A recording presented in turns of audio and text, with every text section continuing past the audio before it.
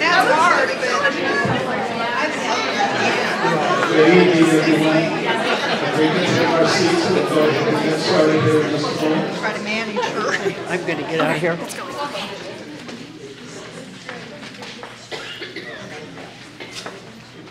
What a great turnout.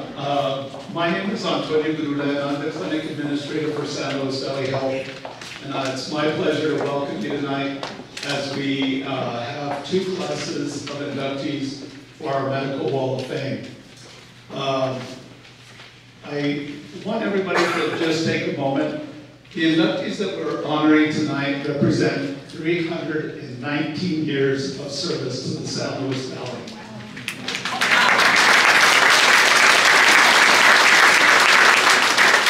Only 100 of those were done by Tim Morris. Morrison, sorry.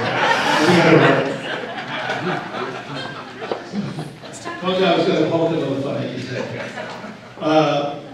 And it's an honor for us as a community to get that kind of commitment from health professionals. And I just want people to be aware of it. You being here, I understand I'm speaking to the choir a little bit, but that's what makes our community such a great community. We have people who are committed to the health care of the people of the San Luis Valley and committed to the health services of the San Luis Valley and making sure they are among the best anywhere you can find in the country. So with that said, I'm going to introduce Lindsay Paulson to present our first inductee.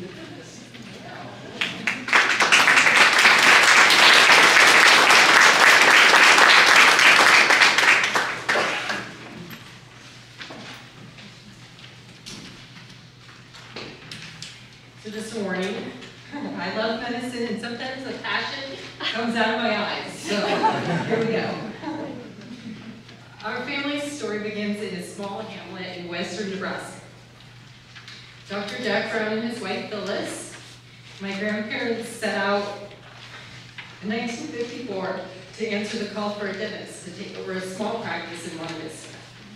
He brought with him a multi-generational family legacy of frontier medicine and set up practice in his upstairs office on Adams Street. There he would spend the next 30 years providing dental care for the people who would become his friends and neighbors. I grew up in Grandma and Grandpa's living room, spending hours listening as Grandpa recounted the stories of his dental practice in that upstairs office. It was there on that green and white couch that I learned the art of caregiving. He taught me how to listen and to go beyond caring for my patients' bodies to care for their broken hearts and weary spirits. He taught me the value of knowing my patients, their stories, their fears, and who mattered to them. He could just as easily recite his patients' family trees as he could remember the cranial nerves and human anatomy, although his mnemonics were a little bit different than mine. Even decades after he retired. This is a lesson that I have taken to heart. The students and resident physicians that I teach know that if they have a question about a patient, they must lead with who the patient is. I have grown to believe that the deepest desire of the human heart is to be truly known and loved. If you were Dr. and Mrs. Brown's patient, you were known by name, your dental records were known by heart, and you were loved. We must not forget that we can restore a decaying tooth, ease a patient's pain, help bring new life, preserve vision, and tend to the sick and dying, but we must also bring comfort to the souls of our patients. Dr. and Mrs. Brown passed away within a few months of each other in 2022. Through their practice of dentistry, they taught each member of our family about caring for the people in our communities, specifically rural and frontier communities. Scattered across Colorado and Nebraska, you will find his descendants, medical professionals and caregivers with a knack for knowing and loving people. We learned it from my grandpa, Dr. Brown, and his devoted partner and assistant, Phyllis. We are so grateful for this recognition. And I think Shelby, Dr. Shelby Brown Fisher, DDS, being fairly dry in the diploma, you're going to accept the award.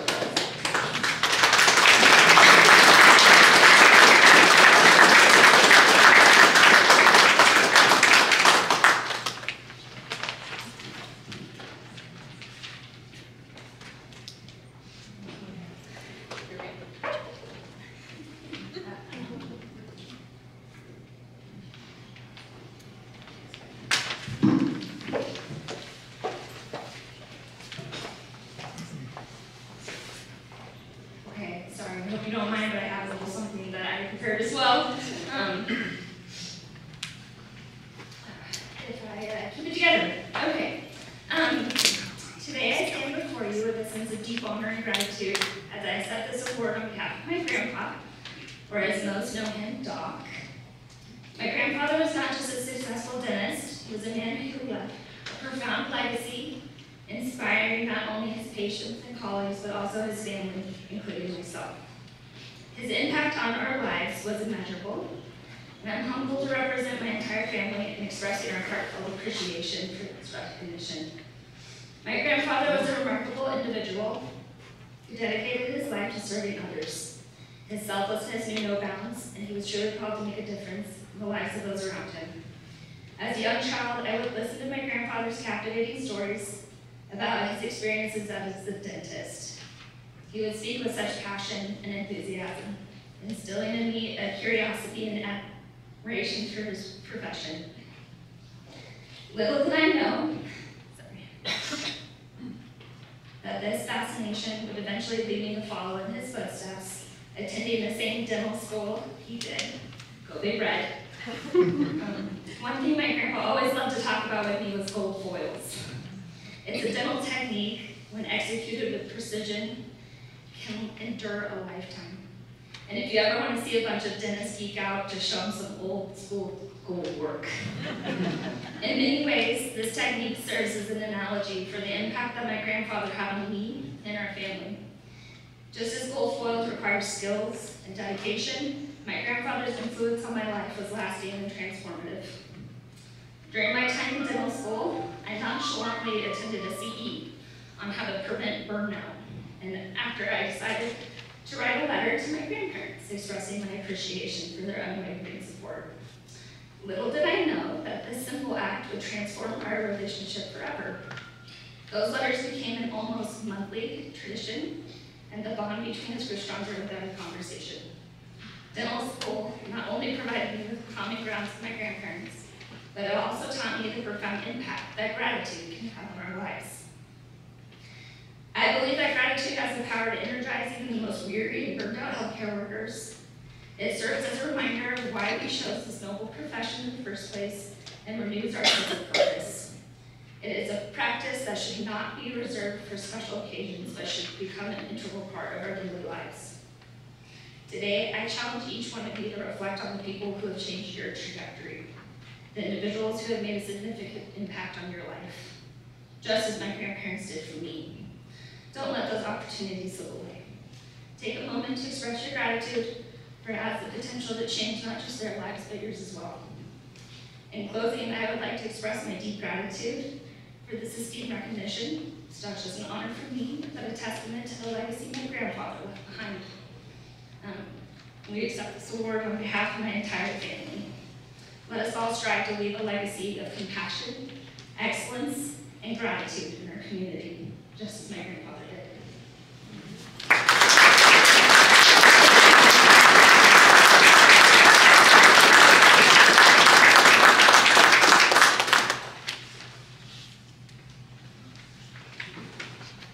Next, we will hear from Judith Grice, who's going to speak regarding Mr. House.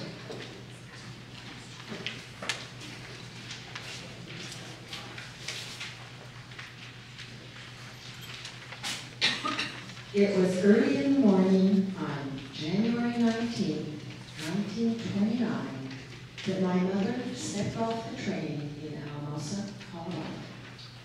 She walked the brisk 3 blocks to the hospital, which was at that time located across from the Rialto Theater.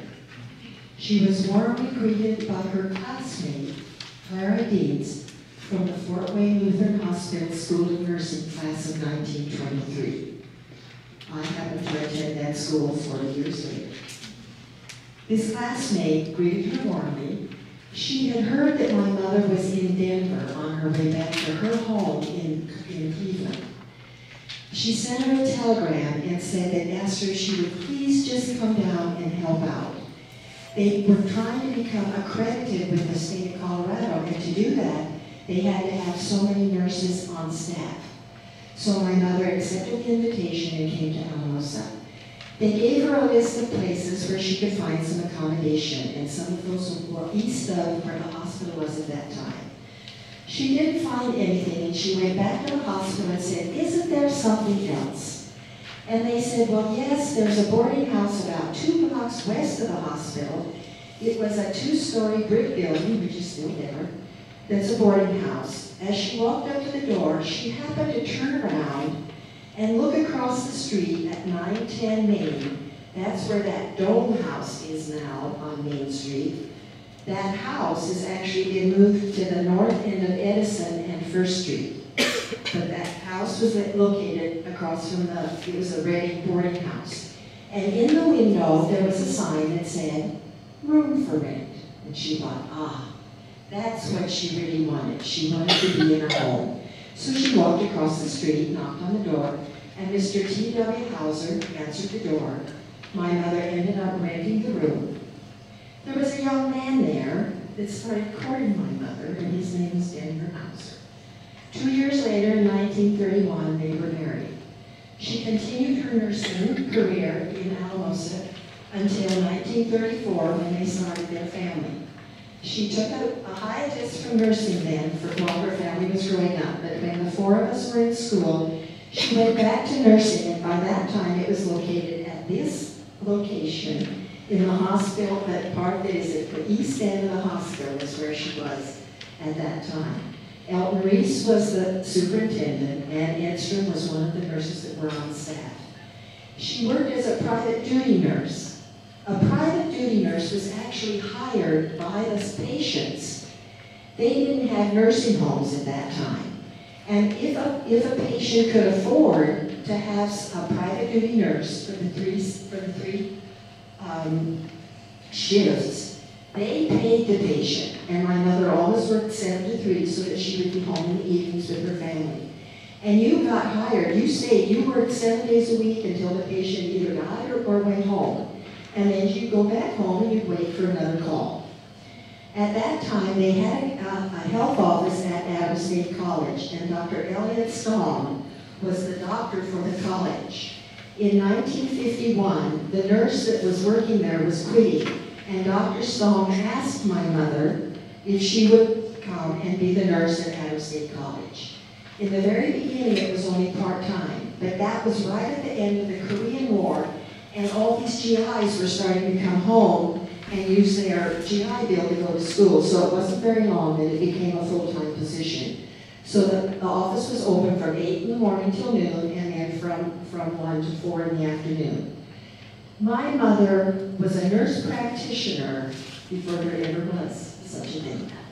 She was under the direction of Dr. Stong, who came in for an hour every day. But she diagnosed and treated everything that you get in the clinic, aches and pains, and she did splints, and she drawed premarital blood for students that were that wanted to get married. At that time, you had to have blood drawn to be able to do that.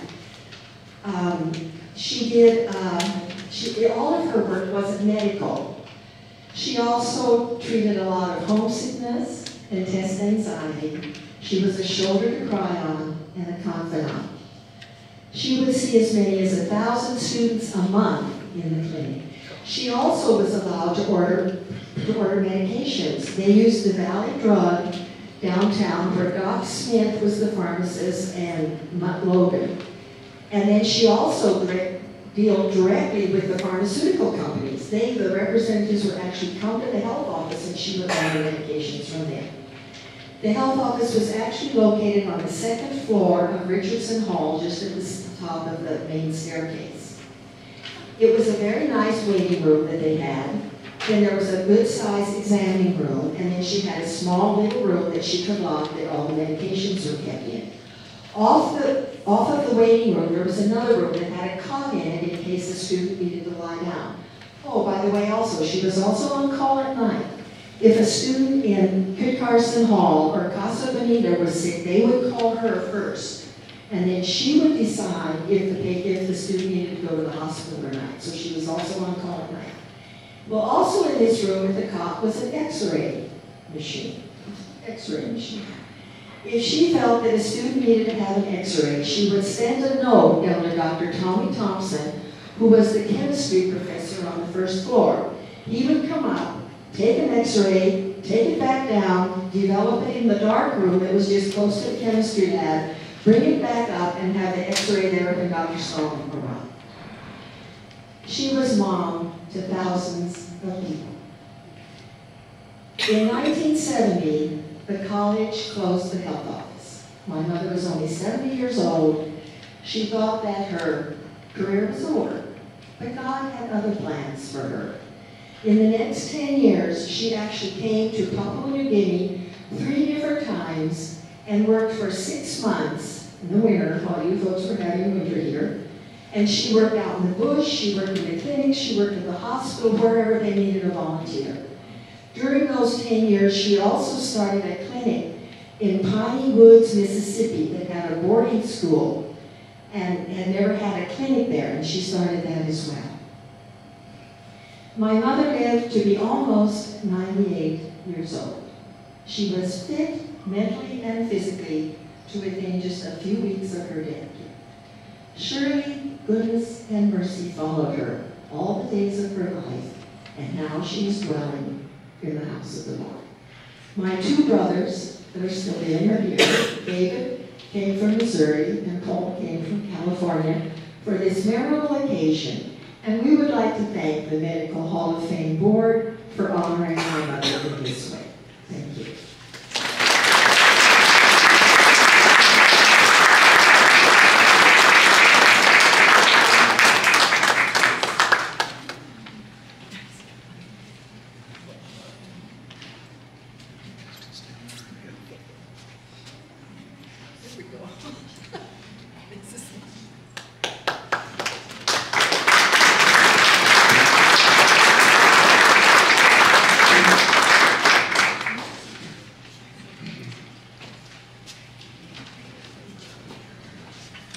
Isn't that an inspirational story about all we have to do in rural medicine sometimes?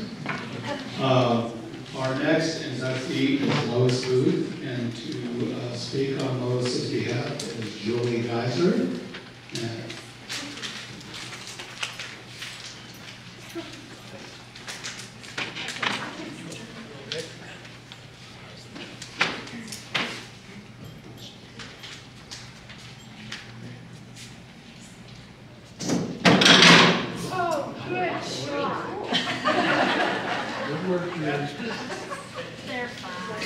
They're plastic, they balance.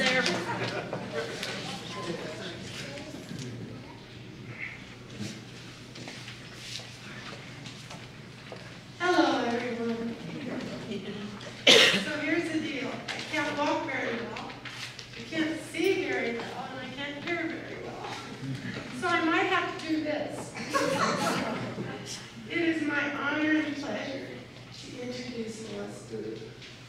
She's been a colleague and a friend for a lot of years. And I'm going to read a few things and then live a little bit. Lois Marie Anderson, born and raised in a small farming community in Minnesota. Apparently, she graduated from Lake Park High School. she had, in a small town, like we all know, a small class of 21 boys and 9 girls. She attended and graduated as a diploma nurse from Fairview Hospital School of Nursing in Minneapolis. And she talks a little bit about how the change was to come down to Mosa, because she was in a teaching hospital and they had a lot of things that were not available here. So it was a learning curve there. She actually answered to an ad, she and her friend, and a phone interview, and came down to Mosa. And her story in the pamphlet is really nice. It's a good story. I hope you read it. So, let me see. She came here January 4th, 1962, and Ann Edstrom was the person that oriented her and made sure that she was on her way. She did fall in love with Ed Booth in February and was married in September. They moved to Moscow to learn how to be ranchers, and they did so in a good way. She continued working med surg. Jace, her son, was born in 1964. In 1966 to 1968, she was the director at Evergreen Nursing Home. And after that, her young daughter was born. She went back to the hospital after that, after her baby was born, and worked in the ER for a lot of years. I think that's where I first knew her, and then we worked for a doctor's office. We got a little tired of nights, weekends, and holidays, you know, it's how we are sometimes. Then they moved to O'Hara, started a new whole ranch thing, and she became a truck driver. She drove 18-wheelers and had a really good reputation about that. One of the things that I remember her saying is, you know, I always took my stethoscope and my blood pressure cuff, because when I stopped at the port, the guys would say, Lois, come in, bring your stuff. And then you stuff them in. We need to have our blood pressure checked. And she was glad to do that. So even though she was a truck driver, she was still a nurse. Always a nurse. Okay, in 1992, she was the administrator at Canales Hospital. She was instrumental in making sure they had a new beautiful building. I don't know what I just got, somebody's notes, sorry. Let me see where, and she was directing the growth of that agency with a $250,000 grant, and she did a wonderful job. What I remember about it is talking to her employees, her staff, and how they adored her. One person said, when they walk into that building, it was like the light came on. It was a light there. She spent a lot of time making sure that her staff was doing well and getting trained and having some comradeship, and that's an admirable thing. She credits her staff with a lot of her success, as most of us do. Then she went to be the administrator at hospice. And at the time, they were in a bit of a problem with finance. And with her being there, they brought back from bankruptcy actually, and actually built a new building or fixed it up on Main Street, and that's what we see now.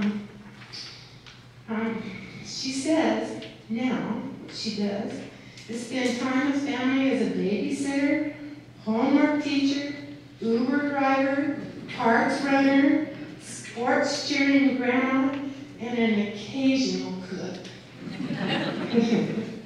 I would say that one of the things that has helped me so much with her hospice experience, she has helped walk me through a grief process since my husband died, and I'm grateful for that.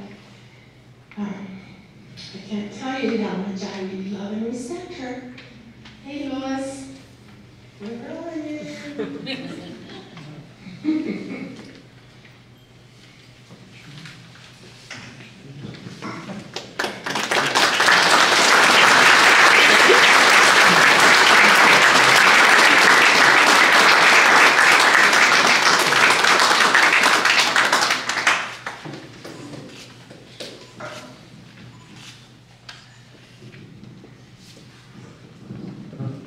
And it was all because of my cowboy husband that I even stuck around. And I got off the bus down on what I thought was Skid Row in the middle of January. And all I could see of a beautiful mountain valley was black and white. And I thought, what have I gotten myself into? But it's been a wonderful, rewarding experience. And I found that I love the people in the community, in the county. It was just meant to be. And my cowboy forced me into driving truck. And I didn't think hauling cattle and pigs and sheep was really what I was trained for. But we made it work. And I'm still here to talk about it. And thank you so much.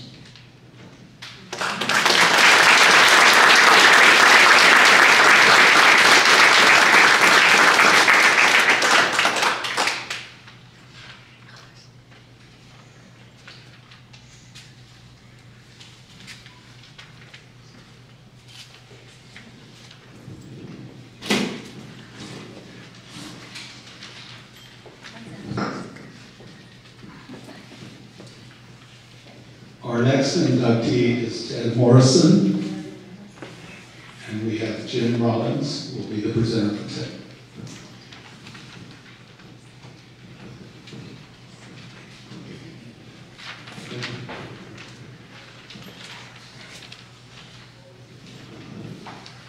Hello, friends. There's a lot of people here I recognize because I've been here a long time. And one of the people that I enjoyed being with and took care of things for us was Ted. My daughter, Janice, always said, I want to see Ted. When I'm sick, I want to see Ted. And I respected that. And I think that Ted has done a tremendous job of taking care of his patients and making friends with his family. One day at the golf course, I sat down and had a conversation with Ted, and we started talking about some experiences, and the experiences started kind of coinciding and coming together. And I found out that Ted was in Southeast Asia about the same time I was. And a lot of the experiences that we had were very much the same. And I thought, this guy's incredible. I never thought myself was anything special, but he was special. He was very special to me.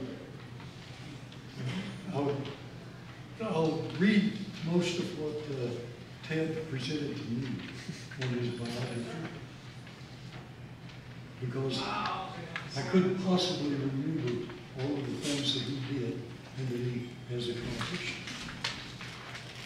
Ted was born in Leavenworth, Kansas, 1945. His father was a wounded World War II soldier recovering from battle wounds. Kansas Leavenworth, Kansas is not a nice place for the most part. I've been there, I've seen that, and it's an interesting place to say the least. And to say the best, actually. His family brought him and his sister to Alamosa as children, where he graduated from the Alamosa High School in 1964. Ted married Janet Pemberton in 1967, a marriage which lasted 55 years. He graduated from Adams State College in 1969 with a BA degree in biology. After graduation, he joined the U.S. Air Force, where he trained and served as a physician assistant in Southeast Asia. He completed his training and service in Albuquerque, New Mexico, in 1973. He returned to the San Luis Valley in 1976, where he currently lives. Ted retired from his PA practice in 2013 after 43 years of notable and honorable service to this community. Ted's many awards and accomplishments are as follows. While in the Air Force, Ted was awarded Airman of the Month in 1971, Airman of the Year for Southeast Asia in 1972, and USAF Accommodation Medal. Ted was awarded the Colorado Association of Physician Assistants Appreciation Award in 1980, the Rotary's Paul Harris Award in 1991, the Adams State Billy Adams Award in 1999, and the Colorado CU Rural Preceptor Award in 2000. His professional accomplishments, which were incredible, include he was the first certified physician assistant in Albuquerque, New Mexico from 1973 to 1976, first certified physician assistant in the San Luis Valley from 1976 to 2013. This was before we had much of a description of what these people were valuable in doing in this valley or in any place else as a new profession. It was something that was not recognized. He was one of the founding fathers of CAPA, which is a state chapter of physician assistants that started licensing PAs. He had license number 21 in 2003. He earned a Colorado PA of the Year. That was in 2003. Other accomplishments included working 20 years with Dr. Dale Thomas. I'm sure that was an accomplishment itself.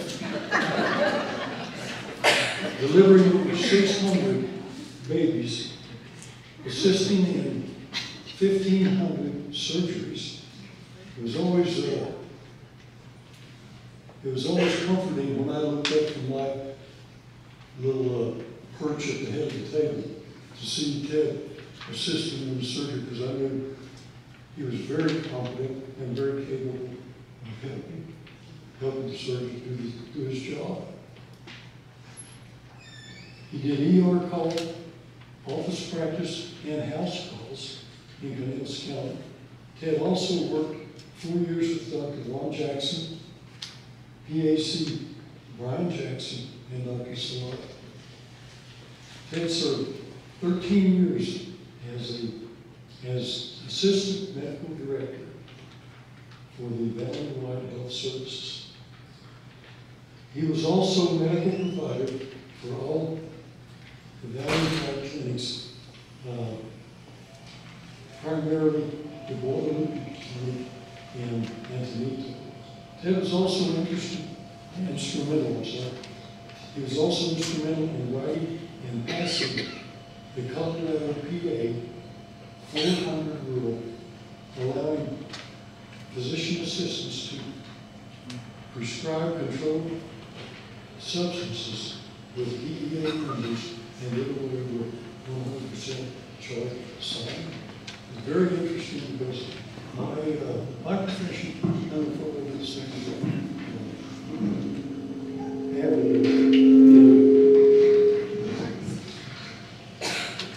In prescribing medicines and doing our own job in anesthesia. And I really respect what he had to go through. He also served the community as a Rotarian for 50 years, lifetime member.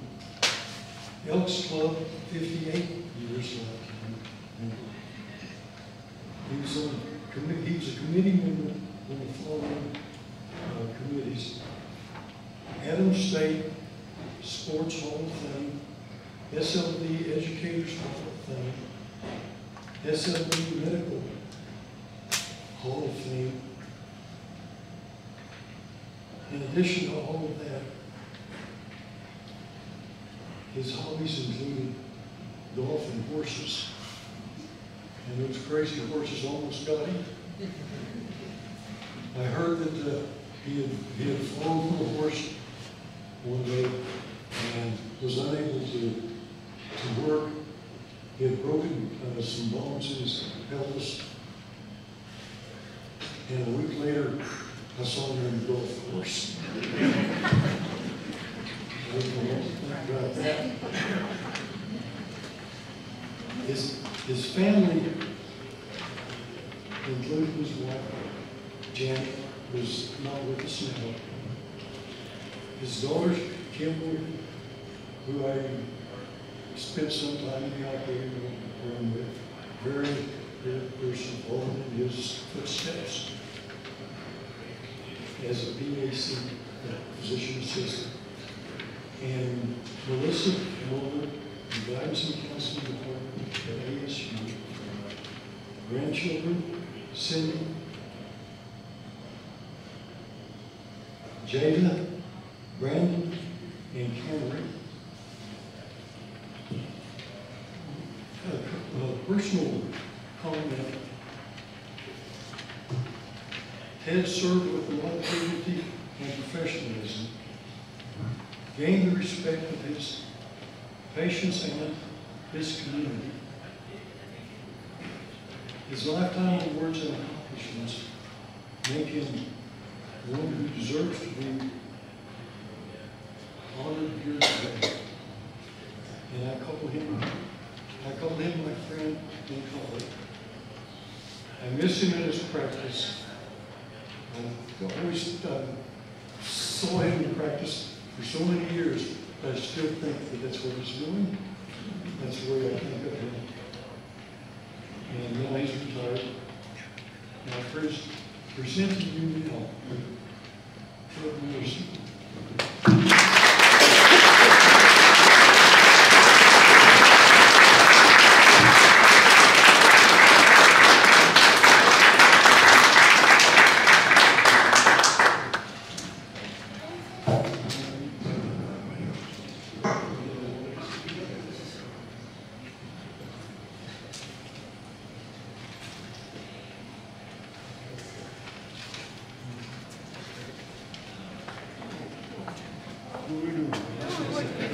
Hi, Jim.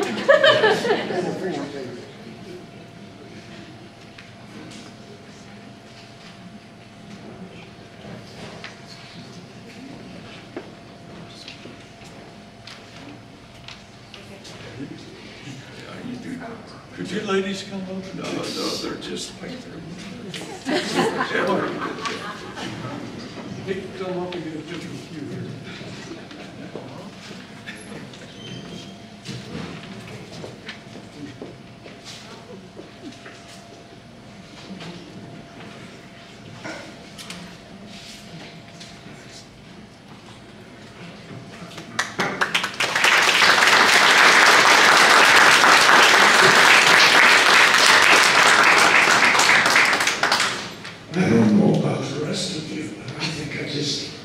his funeral.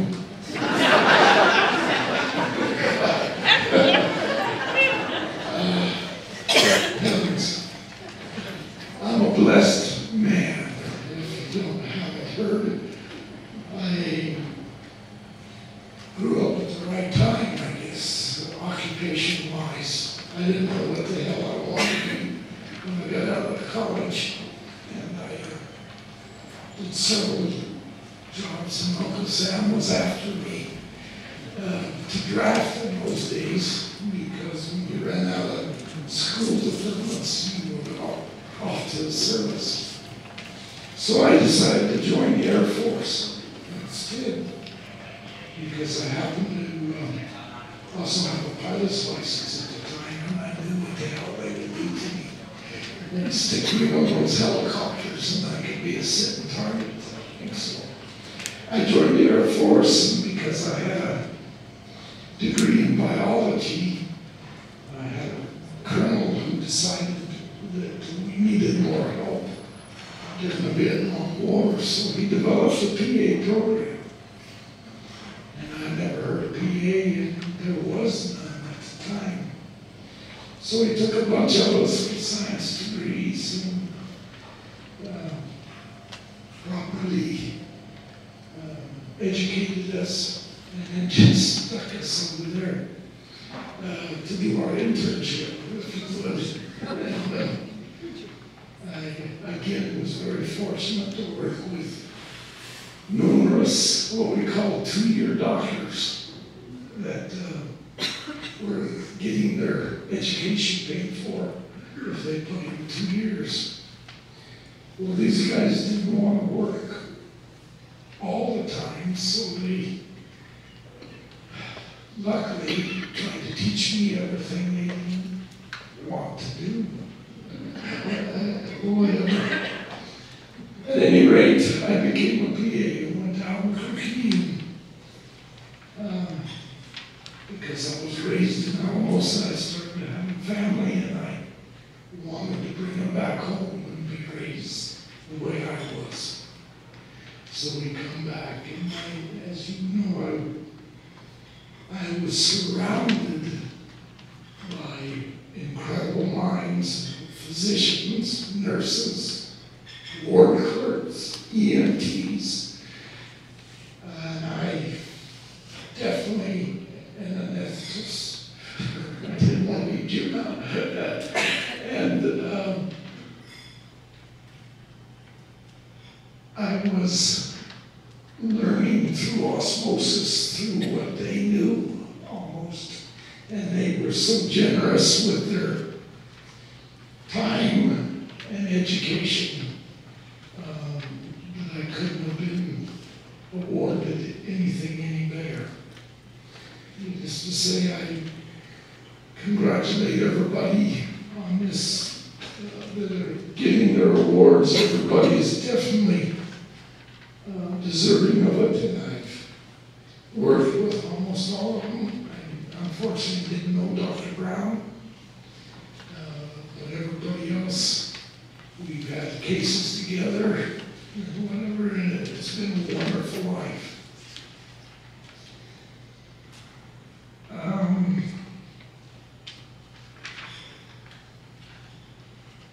I am the first PA, and I am very proud of my profession, and we bridge the patient with the excellent minds of the medical doctors, try to make it where they can understand it better and treat. And I was fortunate enough to be blessed with a way of communicating, which some people says is a weird sense of humor, but we got it done.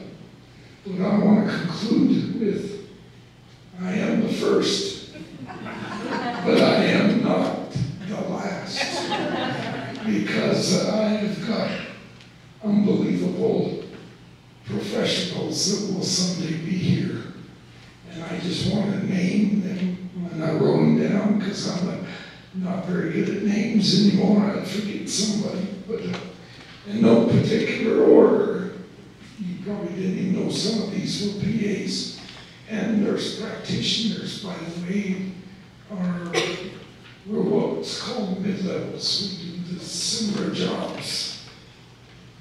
At any rate, Tom Reeves came in from Swatch after I did with his wife, Kathy McCurdy. Is Kathy here? Yeah, she's over here. She's here. Stand up, Kathy. You saw where you're at. A good buddy of mine has passed away, Dave Cowan, who served many years as a PA.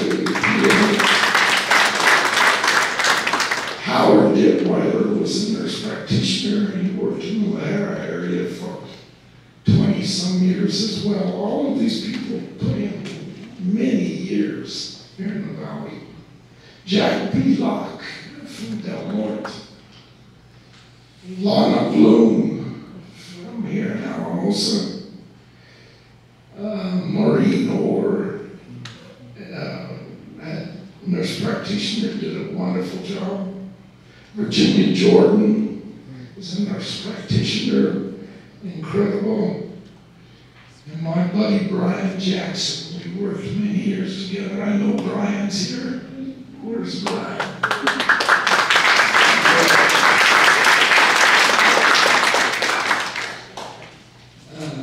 Jane Schiffer was a nurse practitioner and delivered many babies in this community. Howard Cox, PA, who worked for Valley Mine for ages. Ed Culp, who is still working, fantastic PA.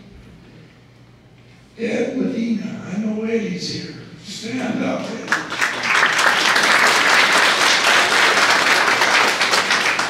Ed's also done medicine overseas numerous times.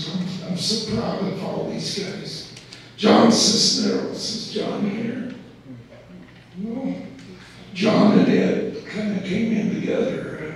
They both went to the school out in Washington, right?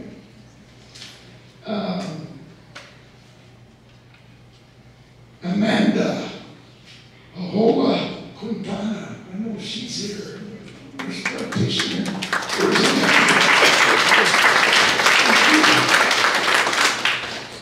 Emily Martinez is a nurse practitioner who's put in many years. I don't think she's here either. Michelle Valdez is a nurse practitioner. At any rate, you can see that if you know any of these people, you know they're already in that Hall of Fame. You may decide to quit.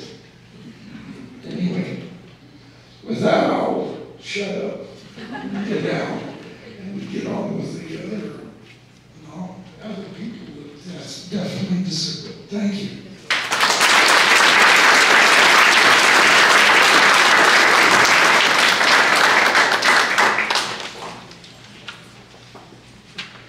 Next nominee is Dr. William Brinton, and Mike Firth will be speaking and presenting for him. Dr. Mike Firth.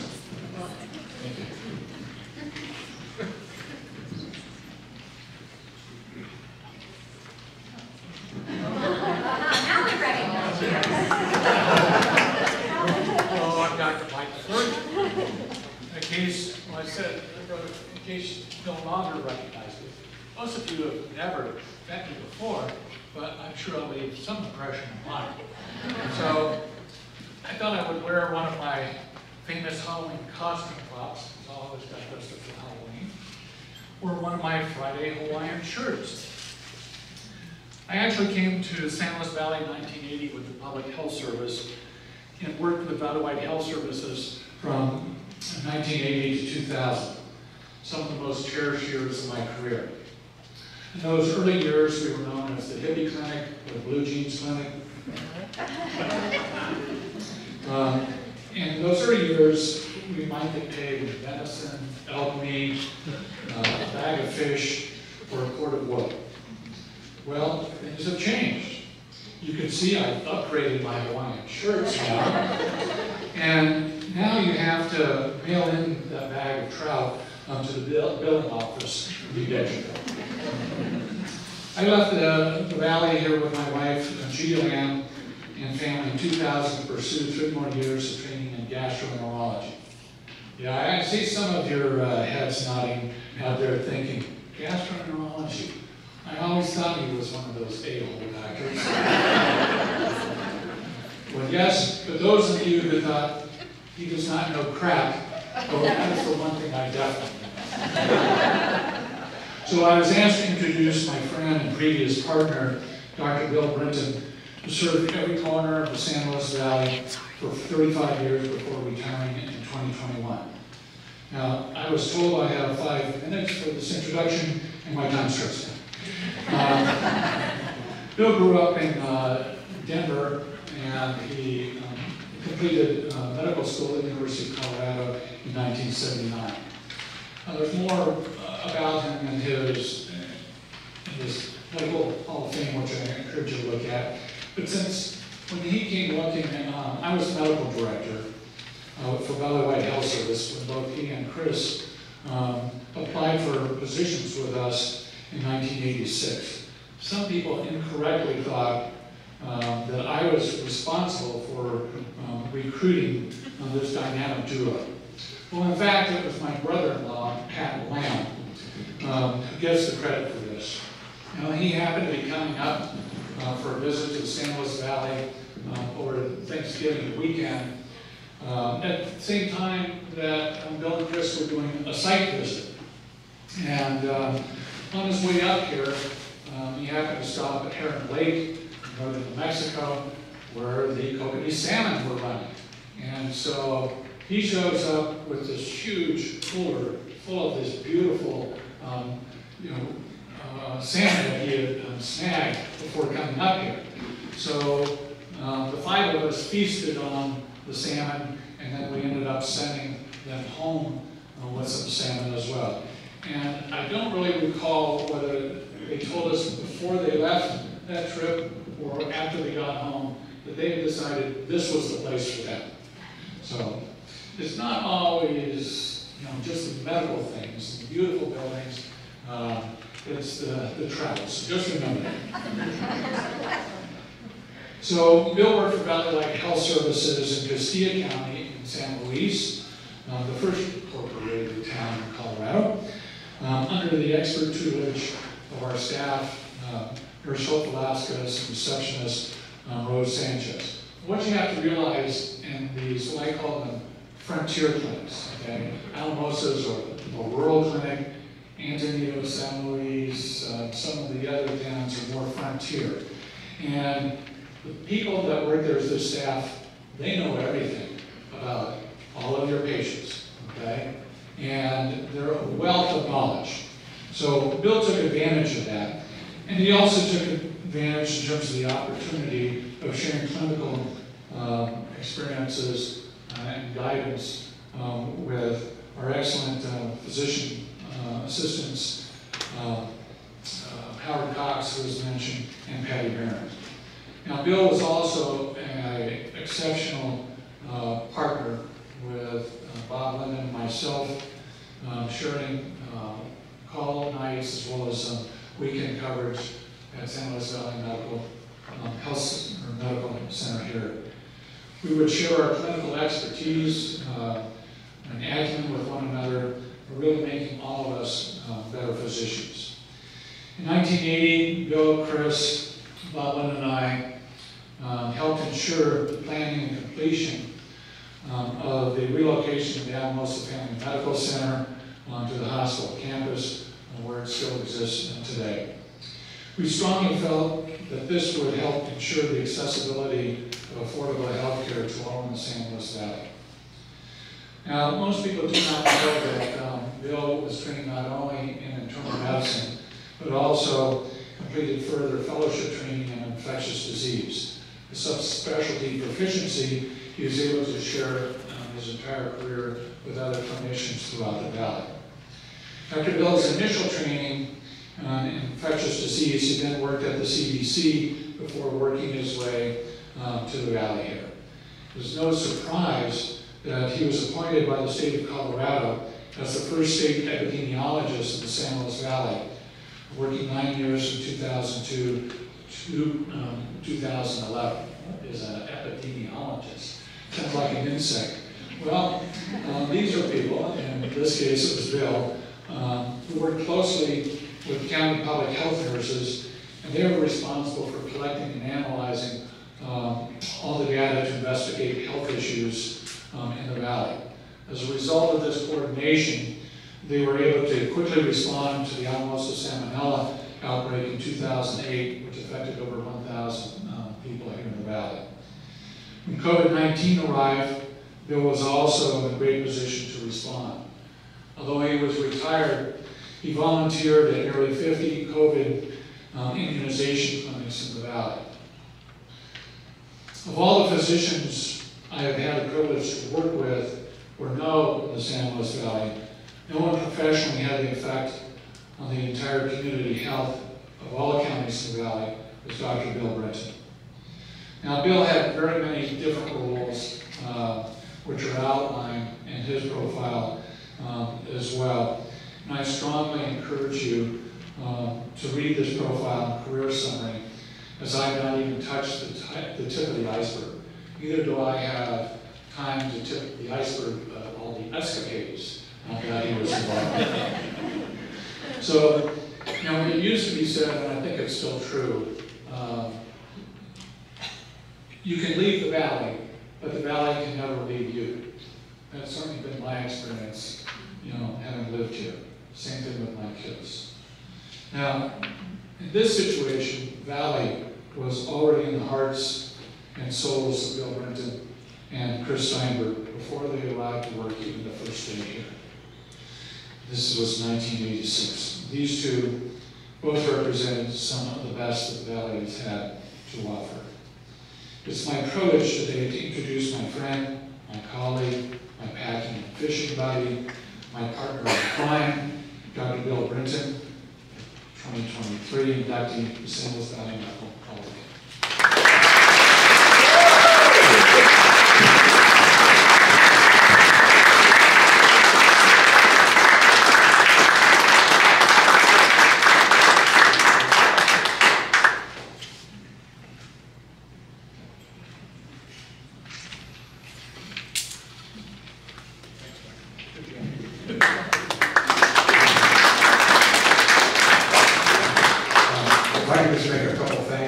Thanks to Mike and his brother-in-law, Pat, the fisherman.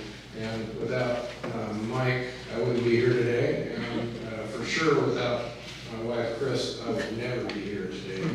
She's the one, it was her turn to pick where we moved to in 1986, and it certainly stuck. I'd also like to thank the hospital for hosting this event, which is back in action now. I think offline since the last event was 2019, and especially to Kelly Relay and her staff for organizing and putting this on. They always do good events, and this is one of them. Besides the hospital, I guess I would like to just thank my colleagues that supported me through kind of thick and thin over the years, and the committee. Most of the members of the committee are all over here today, and thanks for preserving some of the history in real time so that people, I think, can learn a little bit more about what goes on in the medical community. And finally, thanks to my wife. I've got to do that twice.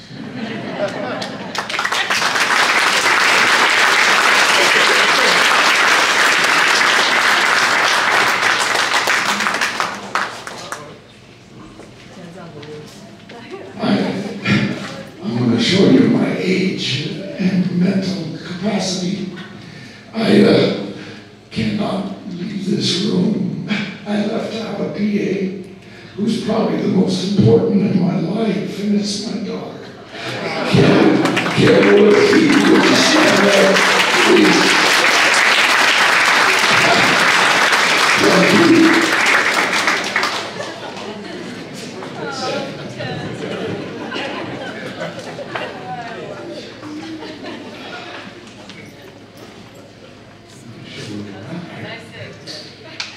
next inductee is Julie Geiser. We're going to hear from Lois. That's you, Lois. Lois. You, Lois.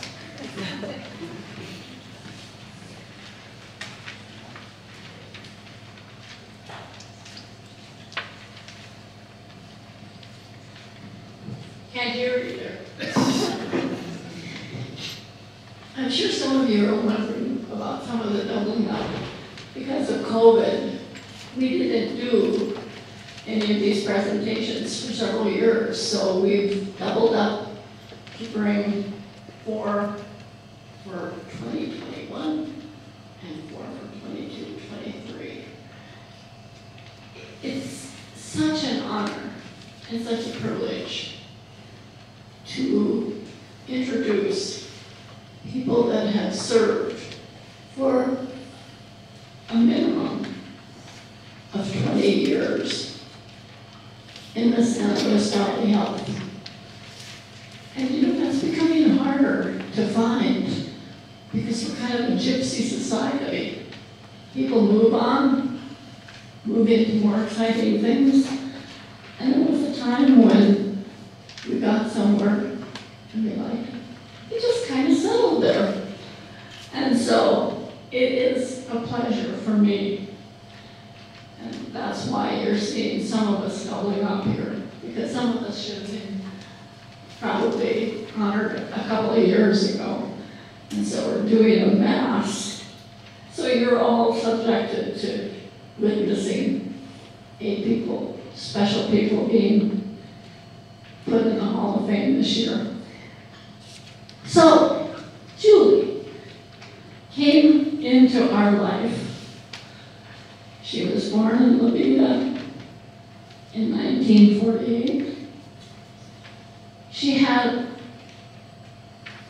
a great aunt, Helen, who worked in Washington, D.C. for Dr. Black, who was President Dwight D. Eisenhower's physician. This was her inspiration. She wanted to be a nurse like her aunt Helen.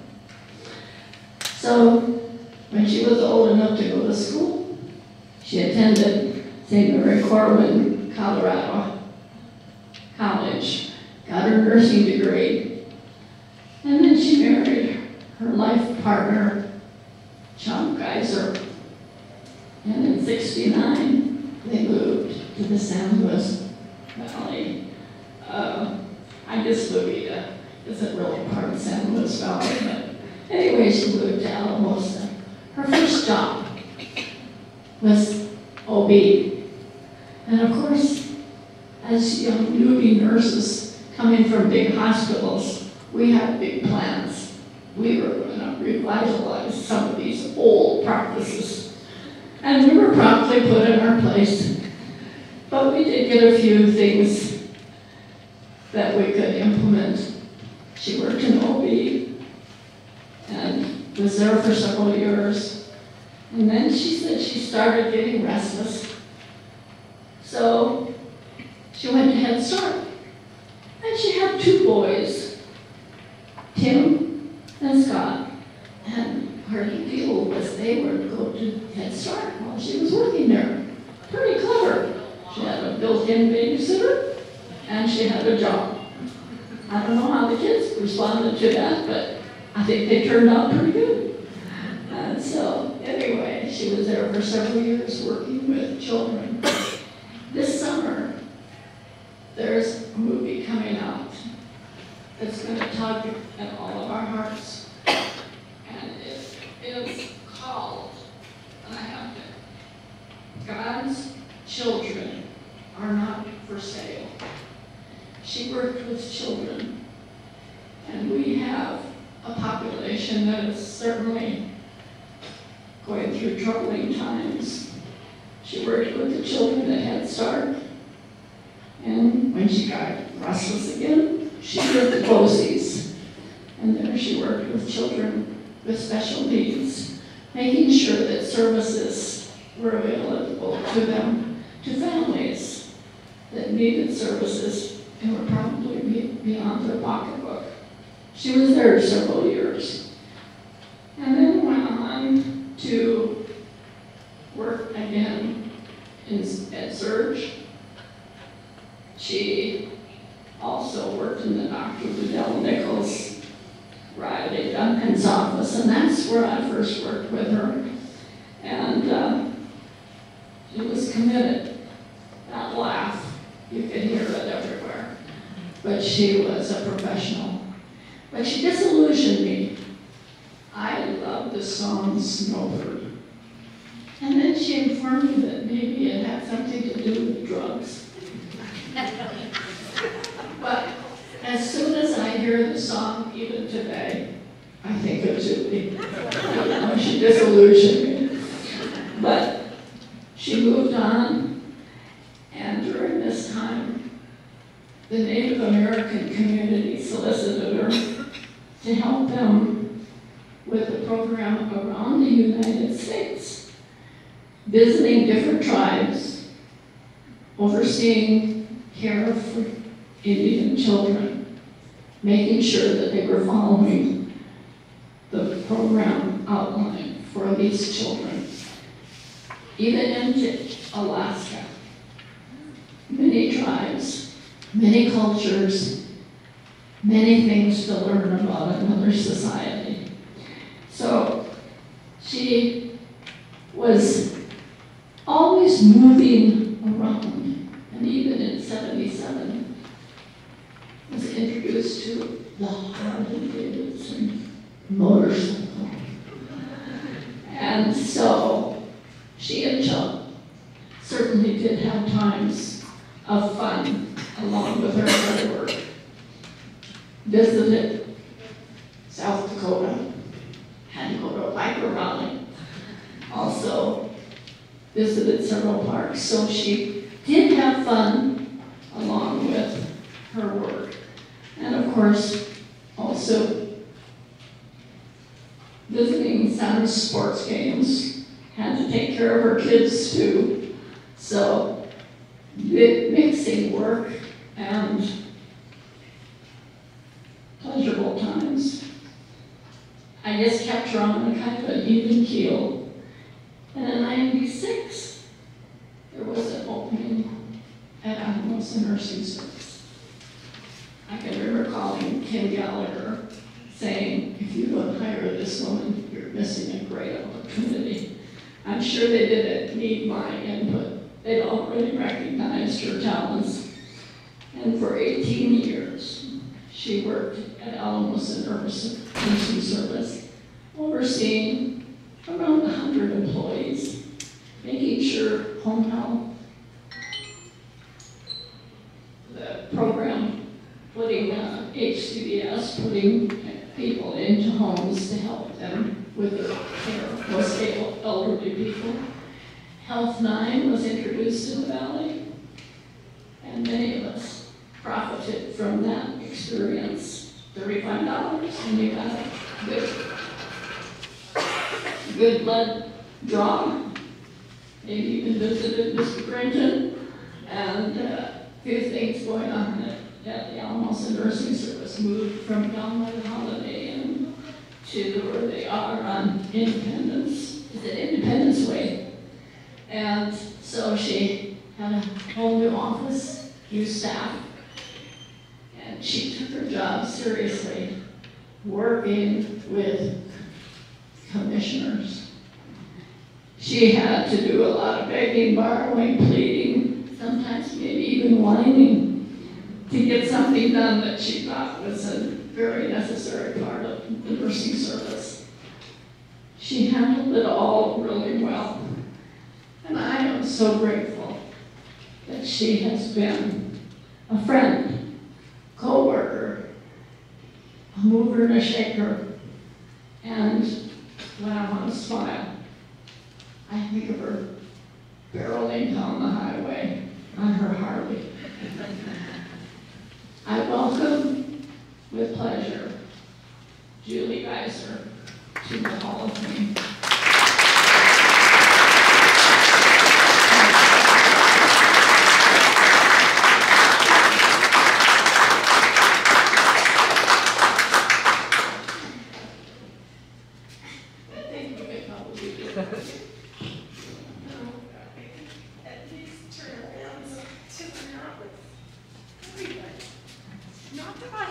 to say. So, thank you, Lois. Oh. Wait, we need Photoshop. Who's doing this? We need to have a little less tonnage on this slide. I just want to thank everyone, especially Lois, for doing this. I want to thank my family, my friends, the hospital. I think I'm going to stop there because this isn't the Oscars.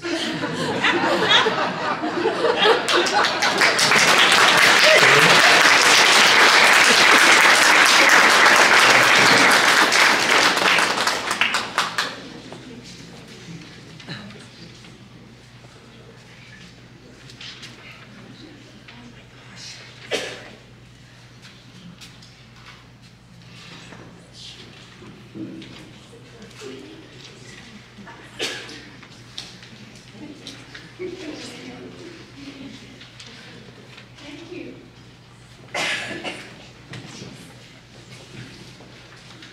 Next up, we are going to be, our next inductee is Jim Robbins, and we're going to hear from Trish Robbins.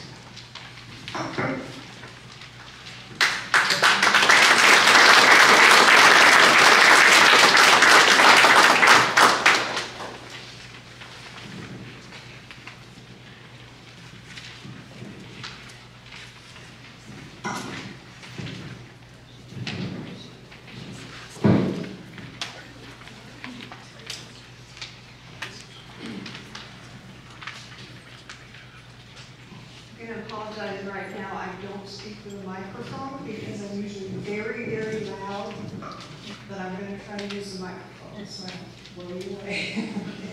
I'm a college professor, so I'm kind of loud. So, who is Jim Robbins? He's a man of integrity. He's a man of kindness. Those are my two words. Jim was born May 7th, 1943 in Sand Springs, Oklahoma. He grew up in rural Oklahoma and attended a one-room schoolhouse when he was a young child. Jim was not born into wealth or privilege. On the contrary, he is a self-made man. Excuse me. Jim joined the Army at the age of 16. And I know how strange that sounds. It still sounds strange to me, but he did, truly did. So while he was in the Army, he graduated from high school, and he started taking college classes on an Army basis, as many as he could take. After 2 enlistments in the Army, he attended the University of New Mexico, graduating with highest honors with his Bachelor of Science in Nursing. After spending 20 years in the Army, well, let me back up. He spent 20 years in the Army.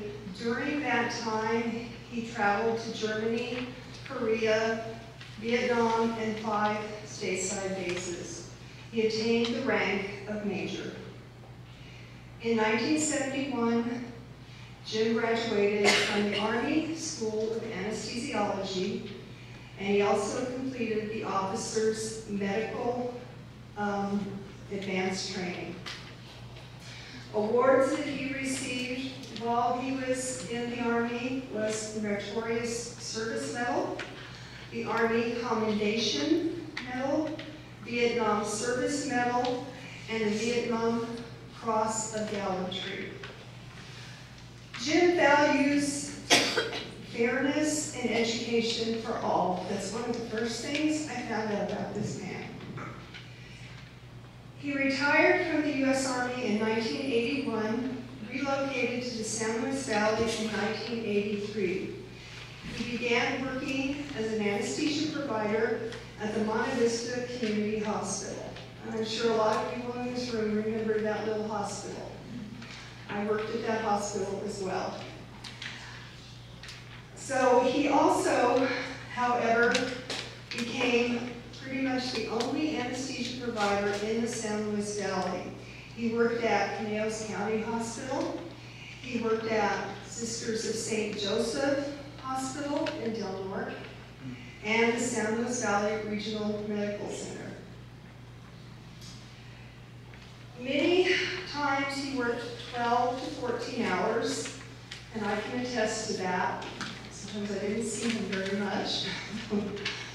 But he was, one thing that he's particularly proud of, and is really a big deal, is that he was instrumental in providing up-to-date anesthesia equipment in all of the San Luis Valley hospitals. In fact, he refused to work in a hospital that would not update to the highest standards. He brought them all up to national standards. That's something to really be proud of. We met at the Monte Vista Community Hospital. We were married in 1989. We've been married 34 years.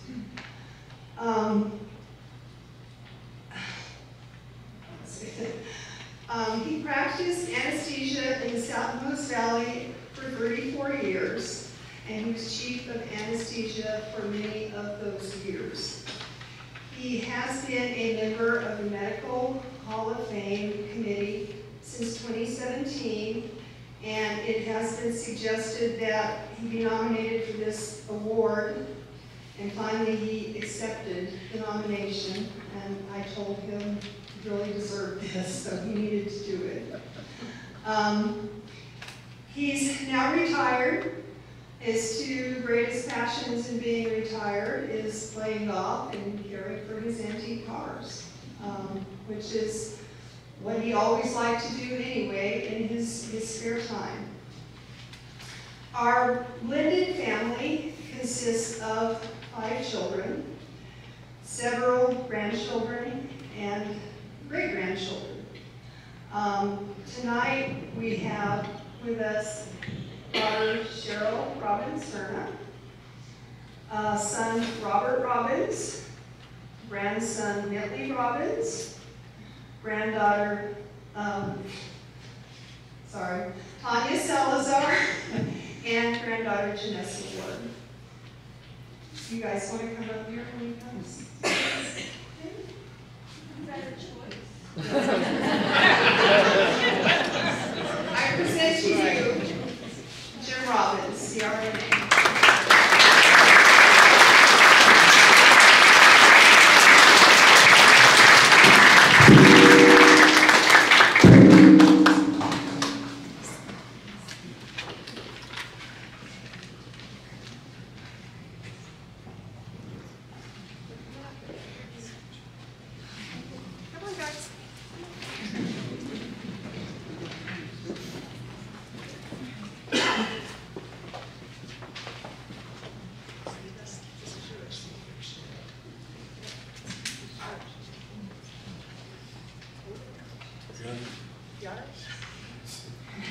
Janessa, I'm holding your phone now.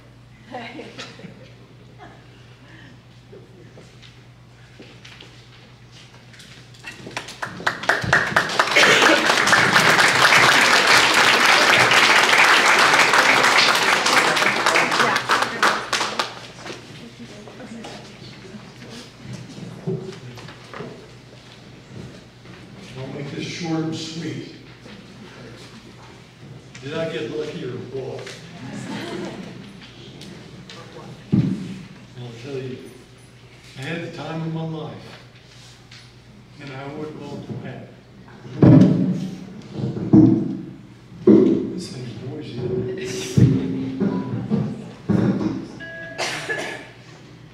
I came to the valley looking for a retirement job. I had already spent 20 years doing this, and I thought, this is going to be easy. This is an easy assignment here. Don't have to work hard, don't have to stay up late, don't have to pull a lot of call. What I found when I got here and started working, that it was a forever job. It was a job that never quit.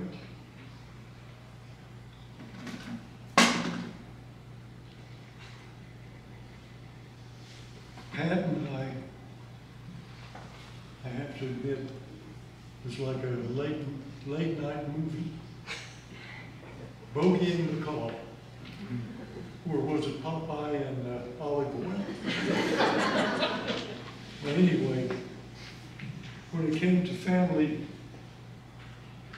support and education, she was always looking forward and never looking back. And I was the one who benefited the most for it.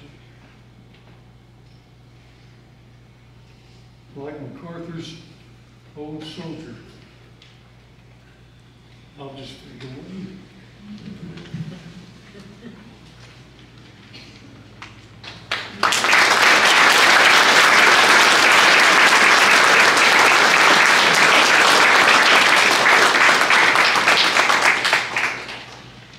And for our final inductee tonight, Dr. Christina Steinberg, we have Dr. Robert Kelly present here.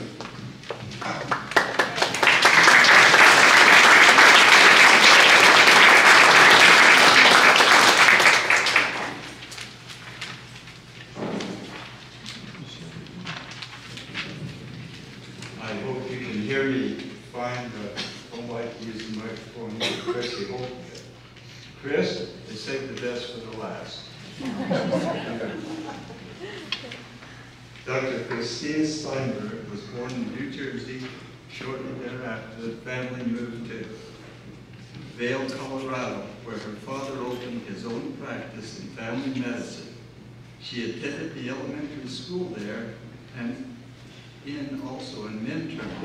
She attended high school at a boarding school in Denver and then went off to college in Middlebury, Vermont for her pre-med education. She graduated from the University of Colorado School of Medicine with honors. This was followed by a family practice residency at Case Western Reserve University in Cleveland, Ohio. Chris met William Britton in medical school, and they both did a residency at Case Western Reserve. After practicing for 2 years at an HMO in Nashville, Tennessee, they both wanted to come west and chose to come to Alamosa, Colorado, where they have been in practice since 1986, where she has been associated with Valley-wide health systems. Her interests include obstetrics, women's health, and pediatrics. In 2012 through 2015, she was named Alamosa's favorite female doctor. Outside of medicine, Chris and William have a small ranch which they have placed under conservation easement as their legacy toward open spaces in the valley. Chris also enjoys hiking, gardening, cross-country skiing, and yoga. She also joins other cat enthusiasts in caring for feral colonies in the area. That's a short bio of Chris. Everyone in the valley probably knows Chris. Some probably have names for her, the Energizer Bunny or something like that. She's got all the energy in the world. Chris came here after I did, developed a very good practice, and I've always respected Chris and her practice of medicine. She liked taking care of kids. That's why I was a pediatrician. People ask me, is I ever going to grow up and take care of adults? No, I stayed taking care of kids. But Chris had the interest in obstetrics, and I also did some of that too. But Chris inherited what she's got, the energy. I looked up a little bit of information, and she told me a little bit about her father and mother. Her father went into the service at 19 years of age. He came from the farm, went into the military, was assigned immediately to the liberation of Dachau. Had some very interesting experiences. Came out of the military, got the GI Bill, educated himself, became a physician. His wife, he met in a hospital there, Florence Banishek, is that right? And they came west of Vail Now, at the time they came to Vail, it was just a small town. It wasn't a ski town like it is today.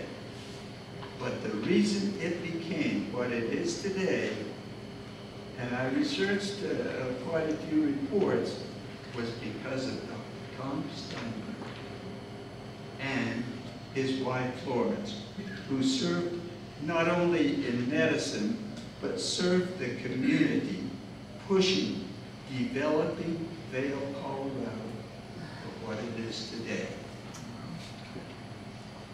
She has the energy of 10 people.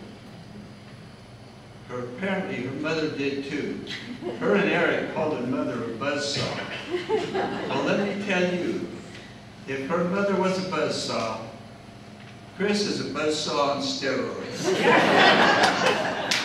She's going all the time. She's been practicing here for about over 30 years. Super physician. Present to you, Dr. Chris Steinberg.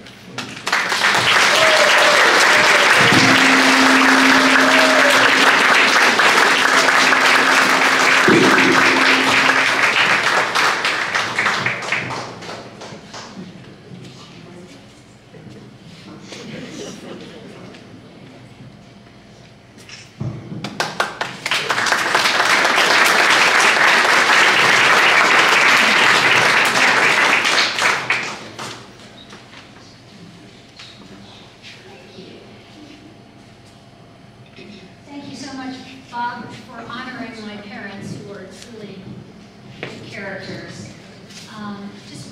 Just to be very brief, I want to first thank the state of Colorado, who paid for my medical school, and I think I finally met my obligation. There was not a requirement that you stay in Colorado, but there was a big move because we needed primary care physicians, and that was a no-brainer for me. I was going to stay in Colorado anyway, but I paid you back. I want to thank the hospital for the event and the hospital for all the opportunities they provided me. Valley-wide has been my home. Maybe the secret to my success is that I just don't ever change anything, and I finally got a new desk chair after about 30 years. Anyway, for me it's all about community, my colleagues, and I'm honored to be in this group of superior professionals who have been honored tonight. And I thank you for your time very much.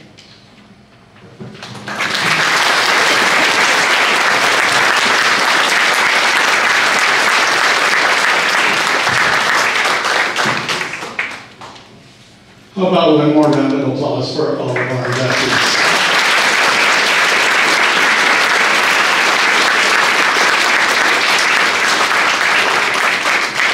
On behalf of the committee, the hospital, Valley-wide Health Systems, and the many professionals that are represented here tonight, I want to thank you all for coming and demonstrating your support for them. They've committed so much to our community, a small way of showing back what they've meant to us over the years. We appreciate you being here, and enjoy the rest of your evening visiting with folks, grabbing some more food or water. Thank you all for coming. Have a great evening.